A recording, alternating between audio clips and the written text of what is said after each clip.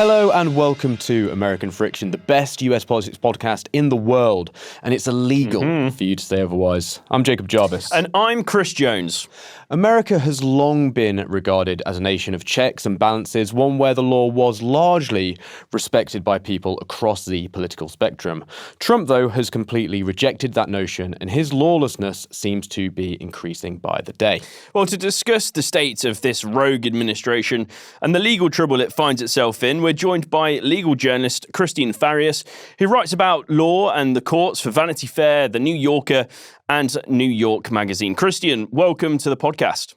It's a pleasure to be with you, and I will not say that anything that calls this program illegal or unlawful or nothing like that. Thank you. Yeah, I really, in sync. That was good. Yeah, that was good. I really hope this is one where we don't get sued, but yeah, we'll try our best. It's going to happen. With where America is at the moment, Christian, I mean, this is quite an existential question for you, but are you surprised by the state of things and the way that legal checks and balances don't seem to be helping very much?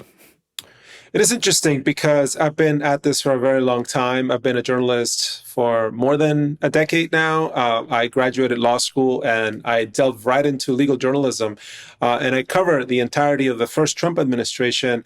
And at the time, things seemed to be okay. The system seemed to hold up. The courts were responding.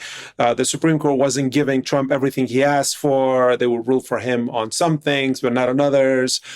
He still remained very powerful, and he did it extremely destabilizing things. Talk about a government shutdown, which the U.S. government is in the midst of at this very moment. Trump shut down the government back during his first term. But again, things seem to be okay. By the way, he shut down the government the first time because he wanted to build a border wall that Congress wouldn't fund. I mean, that now seems quaint, given what we are seeing these days.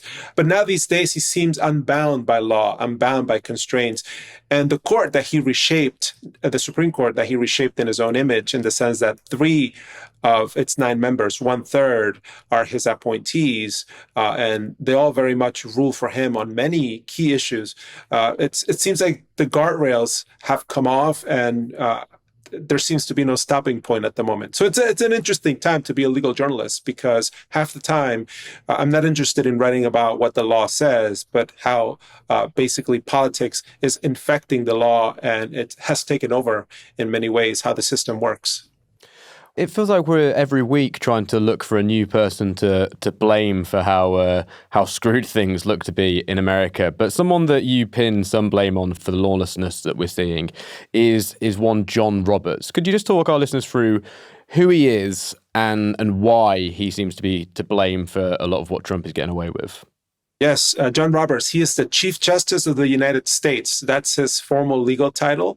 And by the way, just last week, he turned 20 on the court.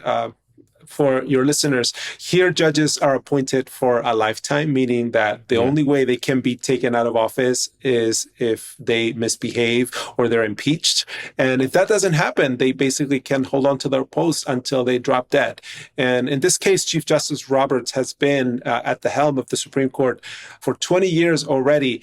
And it so happens that now that we're in the middle of the second Trump administration, he and his 6-justice supermajority on the Supreme Court have ruled for him and his administration and his policy priorities on so many key issues, none the least of which happened last year when he was not president, but he was just a regular citizen being prosecuted for crimes that he was being accused of orchestrating, the chief of them being the assault on the Capitol on January 6th, 2021, when he, as during his first term, tried to basically hold on to power using the means of government to seize that power.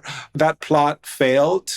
He left office, but he left lots of evidence in the end of his first administration that then prosecutors used to charge him with federal crimes. And Chief Justice John Roberts last year, in a decision called Trump versus United States, the so-called immunity decision, said that the president is absolutely immune, meaning no one can touch him, neither the courts nor Congress, for acts that are within his core constitutional authorities, If he grants a pardon and that pardon happens to be corrupt, for example, the president has the power to pardon, you cannot probe into that pardon. Now, think how crazy that is. You can be, it can be the most wildly corrupt thing that you're granting, and you cannot be prosecuted. Or in this case, in the case of the January 6th insurrection, he used the Justice Department trying to coerce some of its members, threatened to fire one of his top officials if they didn't do what he asked them to do. Because the Justice Department is within the second branch of government, Article 2 of the Constitution, which the president happens to lead, John Roberts said, no, you cannot prosecute a president for using prosecution to try to investigate something. In this case, he wanted to investigate, quote unquote, election fraud in those states that Trump lost, and he wanted to use the Justice Department to create this whole scheme of faked electors in order to try to perhaps change the results in those states. And again, John Roberts said that, no, you cannot prosecute the president for corruptly using the Justice Department, as crazy as that sounds. And now we're seeing the after effects of that ruling in other issues that I'm sure you're going to ask me about, including the political prosecutions that we've been seeing out of this administration. Just before we move on to all of that stuff, I want to go back to the start of your answer there when you were talking about how justices could be removed. And you said if they misbehave. How do we judge that anymore? I mean, realistically, what does misbehaving for a Supreme Court justice mean? And who is going to hold them responsible for that misbehavior? Yeah, it's funny because Article 3 of the Constitution, which holds the judicial power, so to speak, it only says that judges shall be appointed and they shall remain in their posts for good behavior. That's where I got misbehave from. Now, good behavior happens to be a term of art, and in my view, if I were a normal person, I would say any misbehavior counts as grounds for removal. But what courts have said is that the good behavior clause, as it's known, all it means is, they can only be held accountable by the political branches, meaning they can be impeached. And the good thing about that is that if you had a working Congress, a working legislative branch who cares about the misbehavior of judges, not just a ruling, and I'm not talking about impeaching judges over, a decision that maybe not what a president or the people like, but truly misbehavior, like taking bribes or maybe fully paid vacations by billionaires or going on private jets without disclosing those gifts, which has happened and with this current Supreme Court, and Congress could take action and then just boot them from office. Of course, the system doesn't operate this way. Unfortunately, there's no appetite for Republicans in Congress to impeach one of their own. And that's why we're at this standstill where judges basically stay on for life. There has been impeachments, I must say, in history that have been successful, many impeachments, in fact. Judges putting presidents aside and other public officials, many judges have been impeached, but it's been a long time since that has happened. And maybe it's time to make that clause, the good behavior clause, great again. So Brett Kavanaugh is obviously quite a controversial member of the Supreme Court, and he recently tried to say that what ICE were doing was fine, pretty much, and said that if you get stopped and you're wrongfully stopped, it'll just be for a brief amount of time, and then they'll let you go, and it'll all be fine as long as if you're cool, they'll be cool. We know that's total bullshit. We know that isn't the case of what is happening here. Why do you think he's lying in the way he is? And how stupid do these sort of comments look? And what is it doing for the reputation of the Supreme Court? Yeah, it's interesting because, we've all seen the videos. We've all seen what these stops and detentions and disappearances, frankly, are like. The reality is that not just immigrants are being ensnared. And the reality is that many people just don't carry identification. They don't have papers with them. They're just going about their daily jobs, and ICE, like rogue officers, are just kind of grabbing anyone off the street who looks a certain way, who speaks a certain way, who works in specific parts of town. And that is plain racism. And the reality is the Constitution doesn't allow for this kind of racism to be used in law enforcement. But because the Supreme Court didn't explain itself in that particular case that you're thinking about, that case, by the way, if anyone wants to look it up, is Noem versus Perdomo, and that is the legal name of the case. The trial court, who basically looked at the facts and said, no, these are not temporary stops. This is real people, regular people being harmed. Some of the plaintiffs are actual citizens, people who have permission to be in this country, who were grabbed as part of these mass arrests.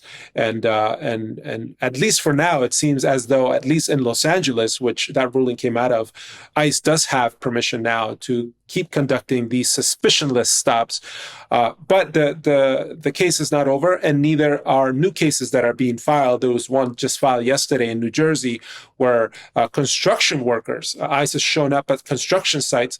And obviously, because of the nature of the economy here, there are many jobs where many people who come from other backgrounds who may or may not be undocumented, they just like working in those jobs, or perhaps they're willing to perhaps take a lower pay for those kinds of works vis-a-vis Americans or people who work here. They work at those sites, and they're showing up at job sites and arresting everyone on site.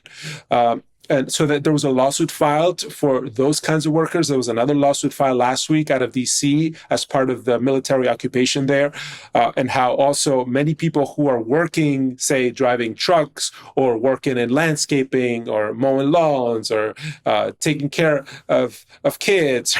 There are certain jobs that are considered low-wage jobs that many immigrants take on. And again, just because you work at those kinds of jobs doesn't mean that gives you the permission slip to go and arrest them. So these cases are going to keep coming up, and I hope that Brett Kavanaugh eventually gets to see the reality for what it is. And the reality is that people are being grabbed solely because of how they look or the kinds of jobs that they have. And the Constitution doesn't allow that, and the Supreme Court needs to stop pretending otherwise. We've mentioned Roberts and Kavanaugh. You've also got the likes of Alito as well. Yes. How often do these Republican-appointed Supreme Justices actually make sane decisions? Because, from where we stand, we see all the things that seem crazy. Are we just missing the same kind of decisions that they make? Is it not always just completely politically motivated and they actually do make some sense sometimes? Or is it exactly how I've described it and it's all just a bizarre circus?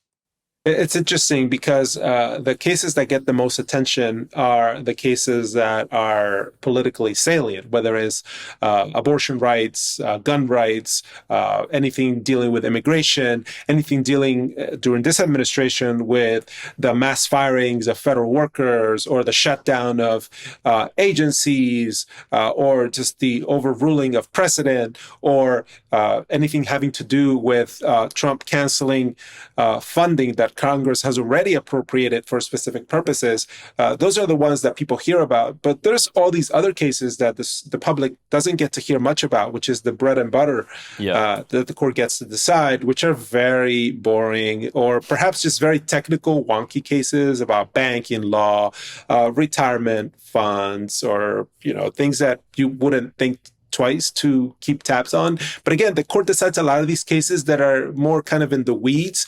And that's where truly the court gets to do law. That's where, if you truly hear those oral arguments or you read the opinions, sometimes they'll be unanimous in many of these cases because, again, they're not controversial in the political sense. And what a lot of times some commentators like to do to defend the Supreme Court, they'll take all of these cases in the aggregate, and let's say they'll decide 10 political cases, but 50 non-political cases, they'll see, look, they decide the vast majority of the cases unanimously without fighting, without, ruling for one party or the other. But they ignore the 10 political cases, the ones that have the most likelihood of reshaping American life or the way people conduct their affairs. Those are the ones that truly matter. But everything gets conflated in defense of the court.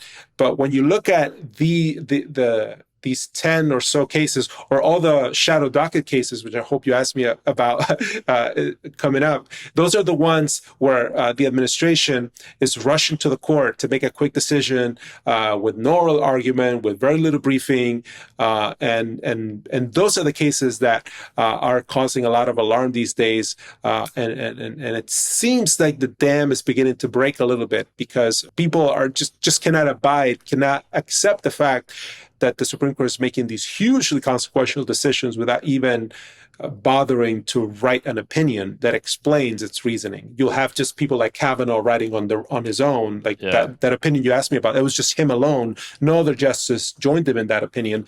But that's the view of one justice. What about the majority? What do they think about these unlawful stops? And because the court is not explaining itself, is where we have a democracy problem here, because the public needs to know how an unelected branch is making decisions that affect everyone. And for that reason, it's democracy is what's at stake with many of these rulings. With the shadow docket, could we just get into the weeds a little bit with that for a moment? Could you just explain what that is and how it operates, and just, how impactful that is? Because it's something I think over here in the UK we maybe don't have an equivalent to and don't quite understand necessarily. Yeah, totally. As your listeners may or may not know, our legal system, especially when it comes to cases that have high political valence, it's a very judicialized legal system. And because we have a constitution and we have statutes, and the courts respond quickly sometimes to emergencies happening on the ground, if there are all these ice sweeps happening, or if there are tens of thousands of workers who are at risk of losing their jobs, there are ways that people can go to court and make a claim and get quick relief, get a temporary restraining order that will maintain what is known as the status quo, just for the time being, while the courts try to figure out whether to hold a trial, or because the legal system anywhere, it takes its time to do things. But when rights are at stake, and when people's livelihoods or people's speech or people's rights could be imperiled, you can go to court and obtain quick relief just to keep things as they are. And what's been happening during the second Trump administration is that the government has been getting sued hundreds of times because, as you noted at the top of the show, the lawlessness is simply incredible. And courts, lower court judges, who are kind of the first line of defense for many of these cases, have to decide things on a very, very quick schedule. And this is where these lower courts differ. They're different from the Supreme Court. These are both conservative judges and liberal judges, Democratic appointees and Republican appointees. Consistently, I think I saw a number somewhere, upwards of 80%, they're ruling against the administration. And they're the ones that have the facts right in front of them. They're the ones that hear the little evidence that we have sometimes, and they can make a quick ruling. But then what happens is they make a quick ruling maintaining the status quo, and then the administration turns around and rushes to the appeals process first, and the appellate courts that are in the middle between the trial court judges and the Supreme Court. The appellate courts too, they rule against the administration by and large, but then the government runs to the Supreme Court, and this is what is known as the shadow docket, when you have a ruling that has moved through the legal process very quickly and then lands at the Supreme Court's doorstep, and with very little briefing, with no oral argument, with just the rulings that have been issued. And some of these rulings, mind you, even though they're issued on a quick schedule, they're voluminous. They're dozens, sometimes hundreds of pages long, because again, the judges work really hard to get it right and to maintain the normalcy. The point of these quick proceedings is to maintain the status quo. But when you have a president who is smashing and grabbing things and doing things so quickly, of course, you need judges to act quickly. But the Supreme Court is saying, no. Well, I'm assuming they're saying no, because they're not telling you how they're ruling, but they're blocking these lower court orders without explaining themselves. And I'm assuming behind the scenes, they're offering some reasoning. But all we have are these dissenting opinions. by the three liberals on the Supreme Court. They are Ketanji Brown Jackson, Justice Sonia Sotomayor, and Justice Elena Kagan. And the three of them all summer long have been taking turns denouncing all of these shadow docket orders in which 9 times out of 10, the Supreme Court is not offering any explanation. And for that reason, we are where we are, where I believe at last check, we're up to 20 or 21 shadow docket rulings in favor of the administration, uninterrupted from the Supreme Court, and you truly wonder, okay, so is there anything that they're planning to say about many of these cases? And something has got to give. The justices are realizing that their silence is deafening. A lot of people are complaining. Judges themselves are complaining.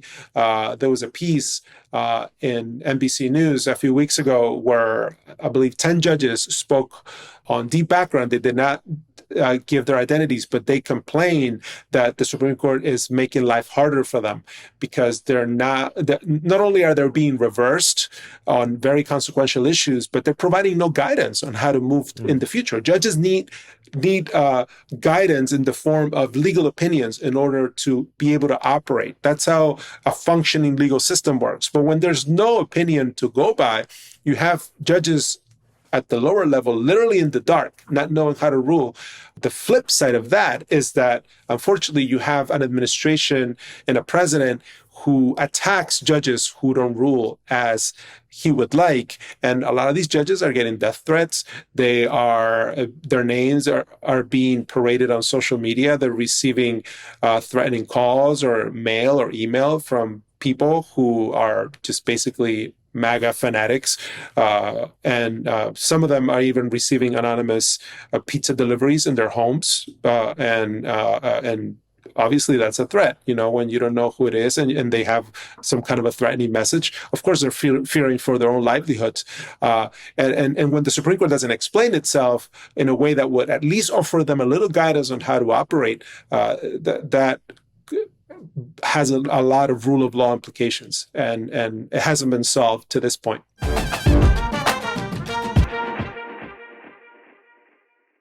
So if you could be any type of shark, and there's a lot of sharks in the world, I don't even know them all, what shark would you be? Spy shark. Access all areas. What if I were to tell you, I've got another shark to introduce you to? I am extremely finterested. Well, I'm glad you're finterested, because it's called surf shark. Hell yeah. Surfing and sharks, a combination that people famously like. I do. It's not really a shark either. You lied. I am a liar.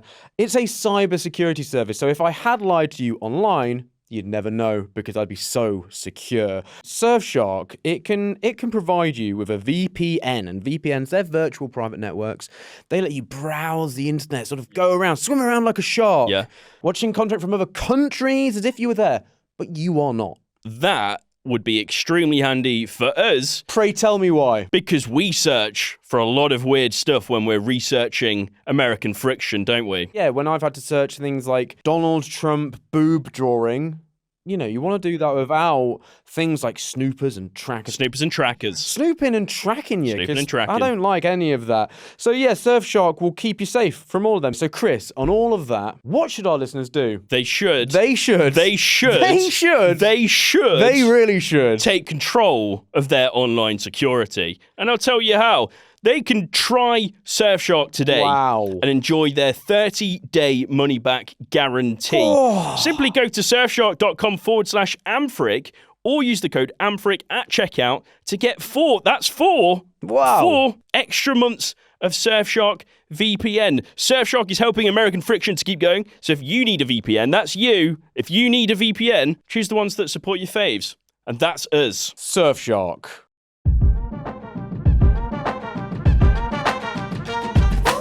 Trump is seemingly targeting a lot of people across America, and you can see how swathes of communities have been hit by the administration. But he also appears to be going for a fair few high-profile scapegoats of people that he's persecuting at the moment that I'd like to just touch upon. One being James Comey. Could you just talk me through a little bit about what is going on there? And does that feel like that act of revenge in prosecuting him, does that feel like a bit of a watershed moment to you? Yeah, I mean, there's been so many watershed moments. You Yeah. probably know about Jimmy Kimmel a Yeah. few weeks ago, and Yeah. that was a watershed moment for the First Amendment, even though for the past 7 or 8 months, the First Amendment has been under siege in many ways. And the James Comey time is also kind of an interesting watershed moment. But before we even talk about him, let us not forget that he has been going against political enemies all throughout his entire second term. This seems to be just kind of the cusp of it. But it did feel like an important moment because this was the first time where we saw tangible evidence, not of a potential crime, but tangible evidence of the president directly influencing his Justice Department when career prosecutors, career officials that were in place in the different U.S. attorneys' offices that do this kind of work, they were refusing to bring charges because they have to have evidence. They have to have something that they can bring to a grand jury and say, look, we have probable cause that an offense was committed here, that a federal law was broken. And these officials were not willing to go to a grand jury. And because, again, they didn't think that they would be able to get an indictment for this conduct. But more than that, they didn't think that they could stand behind these charges, go to trial, and then gain a conviction. These are human beings who have law licenses, who have a reputation to protect. And many of them, they just felt it's not in the public interest to bring these cases. And that's where many of them, especially the one that refused to indict James Comey, he chose to step down. Trump installed a loyalist, an attorney with no experience in criminal law, in his shoes, and she was the one who then had to come into the courthouse, try to obtain an indictment. There has been some reporting that she didn't even know how to do that because, again, she has no experience. And then the indictment happened, and now the case became public, and again, it's a watershed moment in the sense that this is the clearest evidence we have of how politicized these cases are. But let us not be mistaken. This has already been happening. It's been happening with Letitia James, which is the New York Attorney General. It's been happening with Lisa Cook. She is the Federal Reserve board member that Trump has been attempting to fire for quite some time now. By the way, Lisa Cook has a pending petition before the Supreme Court contesting her firing or attempted firing because she's still doing her job. And the Supreme Court, in the shadow docket, will very soon determine whether to keep her on the job for the time being while the litigation plays out. But again, these are things that the evidence is already out there. It's just that because James Comey has long been a target of the president, dating back to his first administration, is that it seems to have had an even bigger impact than these other political prosecutions. But this is already a pattern. And so we should see the James Comey situation as part of this broader effort. Kilmar Abrego Garcia, he seems to have just be being pursued in a way that feels totally unprecedented. It seems like it was really a cut and dry case of that they got it wrong, and then now they're insisting they didn't and continuing to pursue him on sort of any legal route in which they can. Yeah, what's happening there at the moment? And yeah, does this have any precedent? Are there any cases prior to this similar, or is this something that feels quite completely new? Yeah, I've also written about Kilmar's case, and interestingly, this case was never one that even Trump cared much about. It became an issue for him and his administration when the Supreme Court, in one of the few shadow docket cases where they ruled for a person not named Trump, they ruled for Kilmar Abrego Garcia's case, and they basically ordered the administration, as a result of an erroneous deportation that should have never happened, that the government needed to take steps to facilitate his return to the U.S. Of course, this administration doesn't like to take no for an answer, or doesn't like to maybe receive orders to comply with duly issued legal opinions. In this case, the court did write some very specific things about what the administration needed to do. But at this moment, someone inside the administration, we don't know who, but I imagine it could be any of the hardliners on immigration, decided, how about instead of complying, we make an example out of this Kilmar guy, and then began this completely unheard of campaign of denigration, demonization, criminalization, and deportation. They have not let up their effort to try to deport him. I should note, Kilmar was finally brought back to the U.S. Back in June, not to comply with court orders, but because the administration somehow cooked up a new criminal case against them, and as a result of this criminal case, he's back in the United States, but he's back in detention. He's back now in ICE detention once again, while he awaits these criminal charges out of Tennessee. So they're throwing everything they got at him, and not only in the courts, but also in the court of public opinion by calling him all sorts of names. And it's incredible to see basically the government bring in the full power of its arsenal against a single person simply because he decided to fight back, or his family decided to fight back and file this lawsuit to bring him back. And the government is trying to make him into this poster boy against illegal immigration. Even though he had permission to remain in this country, and now they're threatening to deport him to Uganda and all these other places. And his lawyers, once again, frantically, at least in the immigration side, are trying to give him asylum. But again, it's because the government has so much power, both the criminal laws, but also the immigration apparatus. It seems like an uphill battle. But if there's a little bit of comfort to be drawn from the Kilmar case, as complicated as it is that he has been winning at every single turn. He may still be in detention, and his family may be suffering because he is not with them. But at every level of his many cases, the courts have been ruling for him. If the courts keep doing their job, and hopefully the administration finally relents, we will see Kilmar free and back with his family.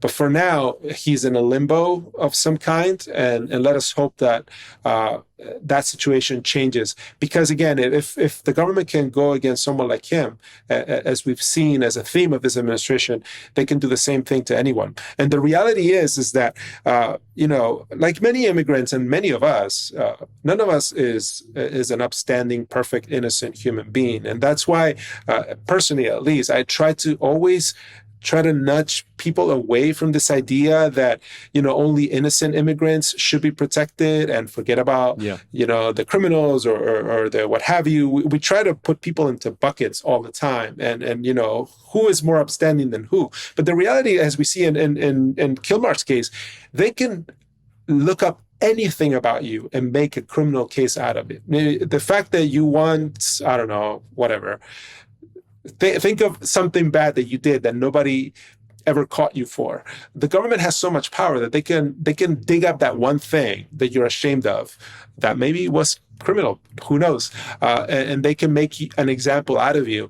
And that's why the Kilmar case matters, because they are throwing everything at him. They're leaking information about his personal file that should never be in the public record because it's truly irrelevant. And they can go and find information about you and make you into the worst human being possible just because you dare to stand up and file a lawsuit. And that's what happened to him. And that's why, in a sense, I really hope that the courts in the end side with him, because he stands for this broader proposition that you do not go against private citizens for filing a lawsuit and for standing on their rights. And that's what's happening with Kilmar. Is that one of the interesting things that's happening at the moment with Trump and these scapegoats that he's got, is that he is using these people to be the first of many? It would seem to sort of be Kilmar will be the first Kilmar. And then another case I found interesting, and someone who sorry to stop you real quick. I mean, they went for Kilmar, and then they went for a Federal Reserve governor who is Senate appointed, and they're digging up information about this woman who is basically setting monetary policy for the entire nation and trying to make a criminal case against her just because Trump doesn't want her in the job. I mean, think about that. They go from Kilmar all the way from a sitting member of the most important monetary policy body perhaps in the world, just because he wants her gone from the post and she will not budge. Think about that. Just because she dare stand up for her own position, we're in this position, and the president can do anything basically if these folks do not stand up. And that's why it's important to follow these cases to their conclusion, because it cannot be that it's normal for a president to pursue anyone he wants just because he doesn't like them. Another person who I imagine people may have less sympathies for, but Luigi Mangione. There's this real push from the administration to rush through the death penalty in this case. How unusual is the speed they're going for there? And is this similar when it comes to the sort of the shifting of the legal Overton window? Is it because the administration basically wants the death penalty to be something that they can use more often or is used more often? And so even though, as I say, people might not feel massively sorry for Luigi Mangione for all sorts of reasons, obviously, but it still isn't a good thing if they can just suddenly expedite the death penalty at the drop of a hat, should they want to. Yeah, I've reported on Luigi's case, and also that was an unprecedented rush to try to execute him. Before the Justice Department even tries to do something like that, they need to jump through all these legal hoops that are there for a reason. And it's that the death penalty has been arbitrarily imposed against many people for many years in history.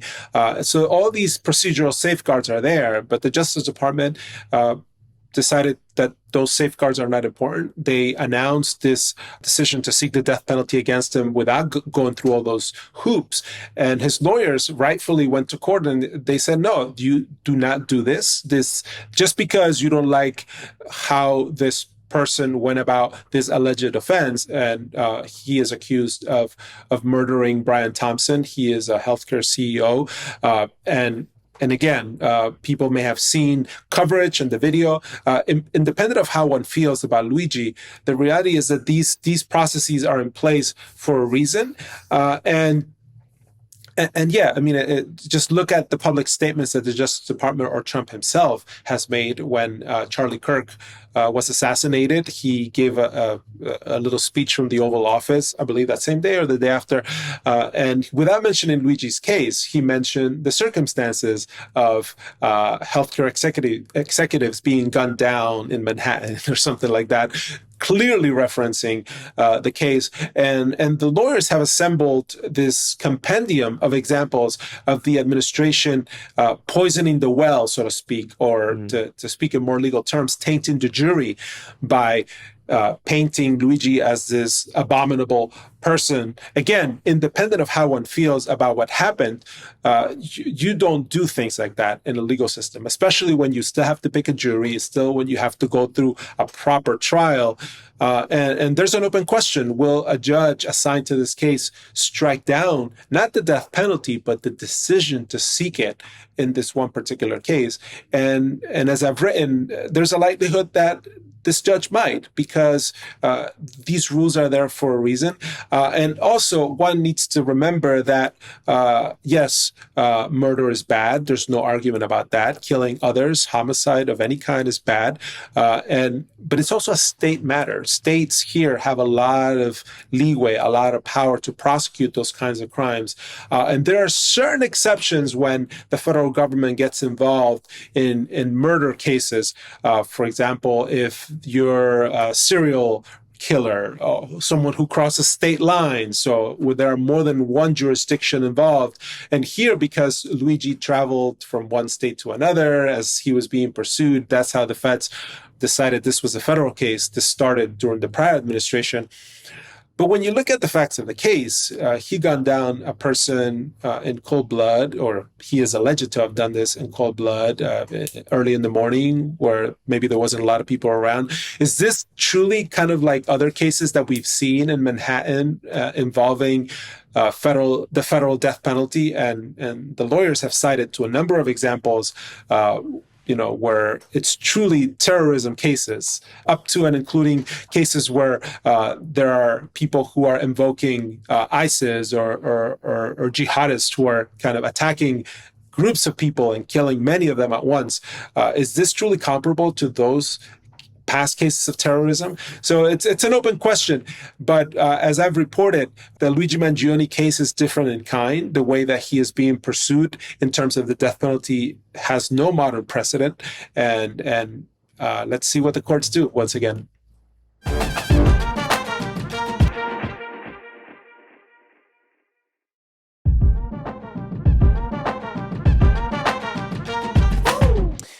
Just very briefly, we kind of can't not touch upon it, and that's the deployment of troops in various places. There's been lots of pushback. Most of what I've seen is civilian protests against the National Guard being used in certain areas. In terms of legal cases, though, what's happening there? What's happening to push back against the use of troops within America from the Trump administration? Yes. This has been a live issue. It continues to be an issue. Yesterday, Trump had a whole meeting of the generals, as you may have seen, talking to them about the importance of kind of looking a certain way or being in shape to do your job. I won't comment on that, but I'm out anyway because I'm fat and have a beard. But there has been pushback at the local level in California and Los Angeles in particular. There was a big lawsuit that Gavin Newsom brought against the administration. Is a lawsuit that initially they won, then at the appeals court level it got reversed, but then they went to trial, and I won't bore you with the legal details, but the judge concluded that deployment was unlawful under this really old statute called the Posse Comitatus Act. And this law basically says that the military cannot and must not be used for civilian law enforcement purposes. In other words, you cannot deploy the military, the federal military, or nationalize state-level militias or the military, the California National Guard in this specific example, to conduct arrests, to conduct sweeps, to serve as backup for ICE that is conducting these other raids. That's not the purpose for the military. And the exceptions that Trump was trying to invoke in order to justify its use simply do not comport with the law.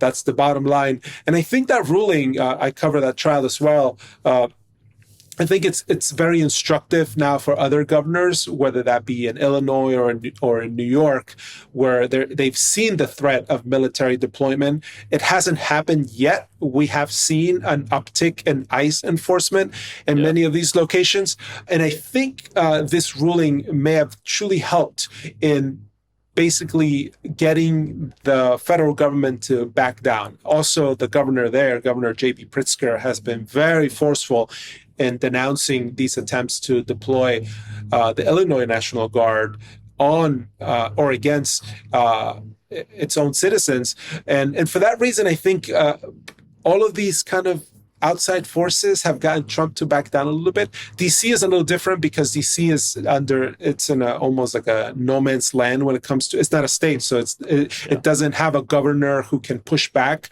So the president has more power there. But we're seeing now that the president deployed the National Guard to Memphis, Tennessee. Tennessee obviously is a Republican governor. Why does the Republican governor need to give the president permission to combat crime in his own turf? The governor is the commander-in-chief, so to speak, of its own National Guard at the state level. They don't need the president to intervene. So now we have some red states and other localities that are more friendly to the president who are welcoming their National Guards to be deployed on their own soil. But the reality is that many of these governors in red states don't need the permission of the president. They can nationalize, or not even nationalize, they can just deploy their own guards. But the broader point is that the military ought not to be used for law enforcement purposes. You have police and other law enforcement agents locally to do that kind of work, sheriffs, what have you. And this is just more security theater or police theater to show the world that Trump is in control, that Trump really cares about criminality and about whatever, all the things that may be ailing these individual cities and localities.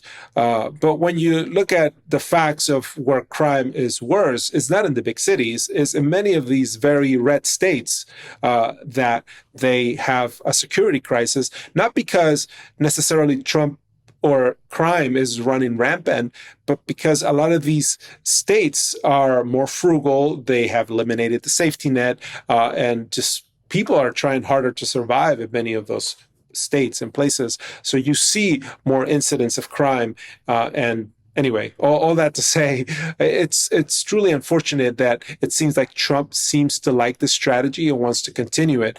But here's hoping that that ruling from California and the pushback that they've received from New York and Illinois serves as a guide to keep this from continuing to happen, because it's not something that should be normalized in any way.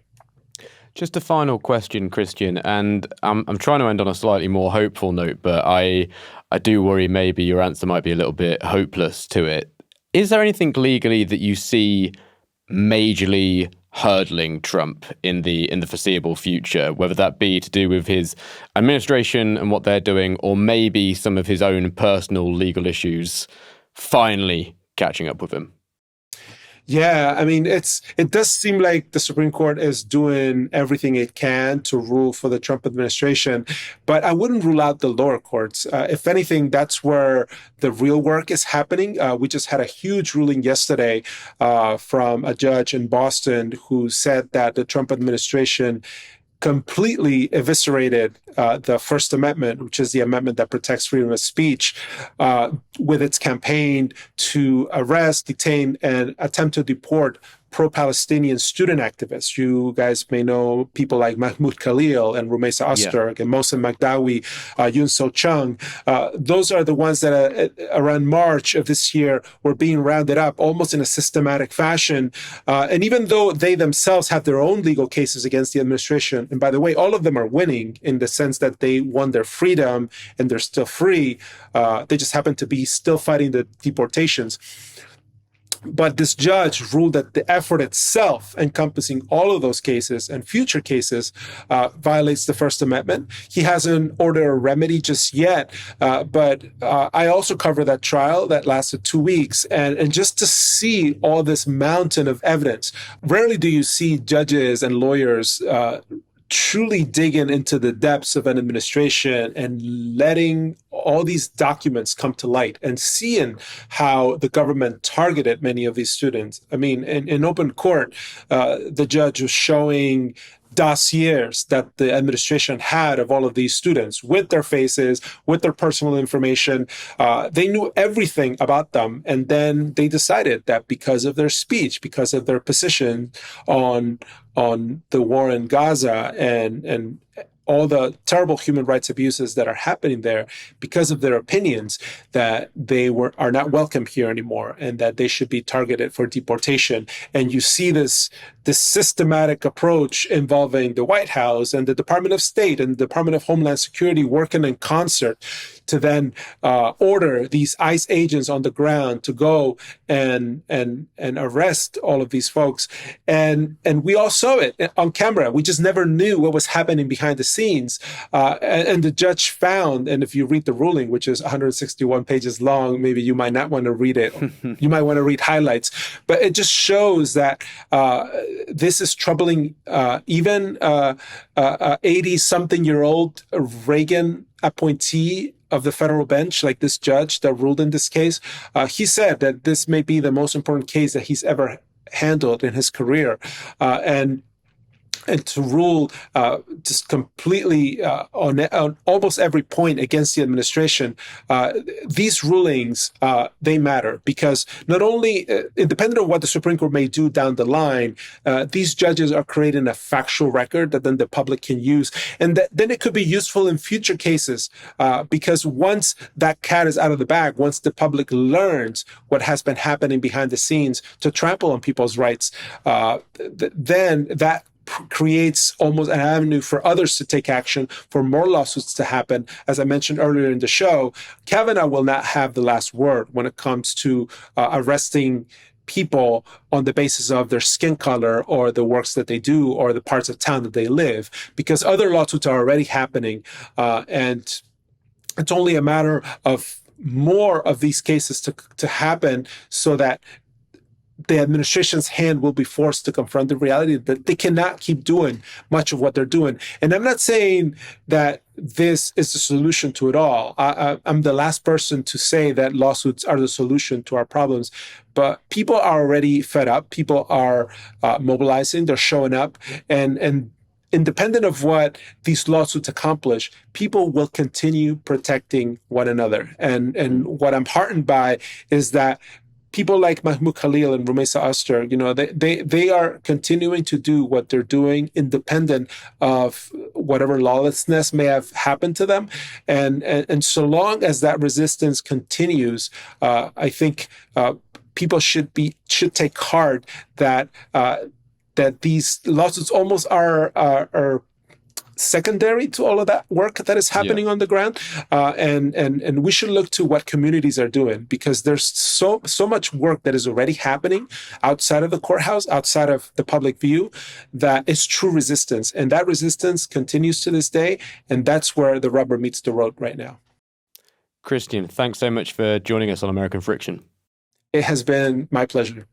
And thank you to all of you for listening to American Friction. Remember, if you want to help us keep having conversations such as this one, you can back us on Patreon. Go to patreon.com/American Friction. There's a link in the show notes. And if you can't back us financially, we get that, but please do go rate, review, and subscribe wherever you're listening to the show. I'm Jacob Jarvis. He's Chris Jones. This is American Friction. We'll see you next time. See ya.